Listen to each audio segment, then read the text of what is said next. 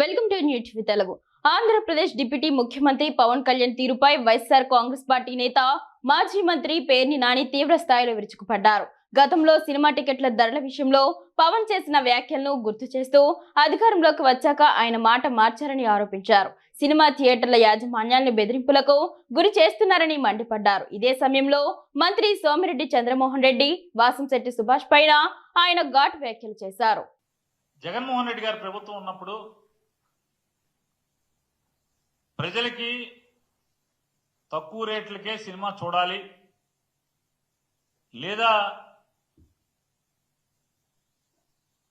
నిర్మాతలు హీరోలు అన్కంట్రోల్డ్గా ప్రజల్ని లూటీ చేయకూడదని చెప్పని ప్రభుత్వం టికెట్ రేట్లను నియంత్రిస్తూ ఒక జీవో తీసుకొస్తే సాక్షాత్తు ఇదే పవన్ కళ్యాణ్ గారు సాక్షాత్తు ఇవాళ ఉప ముఖ్యమంత్రిగా ఉన్నటువంటి ఉప ముఖ్యమంత్రిగా ఉండి ప్రజల కోసం ఉద్యోగం చేయకుండా సినిమా షూటింగులు చేసుకుంటూ కాలం వెళ్లదీస్తున్నటువంటి ఇదే పవన్ కళ్యాణ్ గారు ఆ రోజు జగన్మోహన్ రెడ్డి గారి ప్రభుత్వాన్ని నోటికొచ్చినట్టుగా మీరెవరు, అసలు నువ్వెవరు, డబ్బులు మాయి, మా డబ్బులతో మేం సినిమా తీసి మా ఇష్టం వచ్చినట్టు జనాలకు చూపించి మా ఇష్టం వచ్చిన రేటుకి మేము టికెట్ అమ్ముతాం, నువ్వెవడవి అని చెప్పి ఆ రోజు కారు కూతలు కూసినటువంటి పవన్ కళ్యాణ్ గారి పార్టీ తరపున గెలిచి పవన్ కళ్యాణ్ గారి సినిమా ఫీల్డ్ ని ఉద్ధరిస్తారని ఆ శాఖ ఆ పార్టీకి తీసుకుని దాని తరపున పనిచేసేటువంటి రాష్ట్ర మంత్రి పవన్ కళ్యాణ్ గారి సినిమా రిలీజ్కి థియేటర్ యాజమాన్యాలు సమ్మె ప్రకటించినాయి, వాళ్ళని జైల్లో వేయండి ఆ నాయకుల్ని అని చెప్పి ప్రభుత్వం తరపున మంత్రి పోలీసు శాఖని ఆదేశించాడు. అంటే రాతపూర్వకంగా వీళ్ళ దౌర్భాగ్య స్థితి, వీళ్ళ డబుల్ స్టాండర్డ్స్, వీళ్ళ రెండు ముఖాలు ఆ రోజు ఏం మాట్లాడారు, ఇవాళ ఏం ప్రవర్తిస్తున్నారు. మరి మీరెవరు, నువ్వెవరు? సినిమా నిర్మాతలకి, డిస్ట్రిబ్యూటర్లకి, ఎగ్జిబిటర్లకి తగు నడుస్తుంటే వాళ్ళకి సమస్యలుంటే నీ సినిమా వాయిదా వేసుకోవాలి కదా, నీ సినిమా వాయిదా వేసుకోవాలి, అంతేగాని బెదిరించడం, జైల్లో వేస్తామని డీజీపీకి ఆదేశాలు ఇవ్వటం, ఏమంటారు దీన్ని? దివాళా కోరుతనం కాదా పవన్ కళ్యాణ్ గారిది? ఏమంటారు, దివాళా కోరుతనం కాదా అన్న?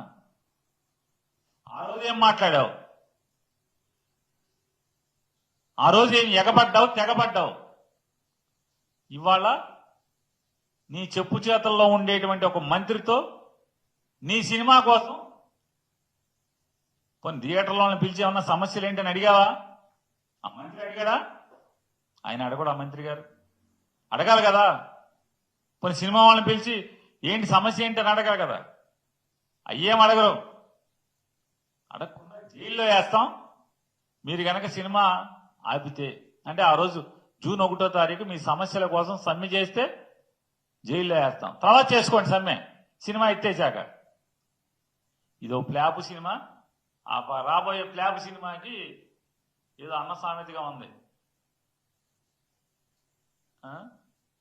ఈ రాబోయే ప్లాప్ సినిమాకి మళ్ళీ జైలు వేస్తాం, ఆ వేస్తాం, ఈ వేస్తాం అని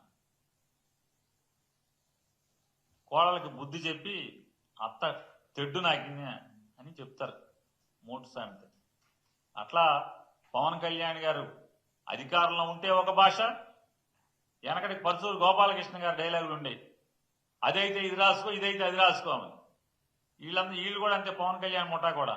అప్పుడు అది రాసుకో, ఇప్పుడు ఇది రాసుకో.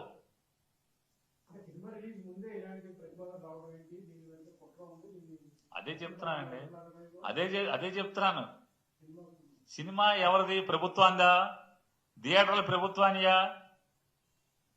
సినిమా ప్రొడ్యూసర్లు డబ్బులు ఇచ్చేది ప్రభుత్వమా? వీళ్ళే మాట్లాడారు ఇవన్నీ.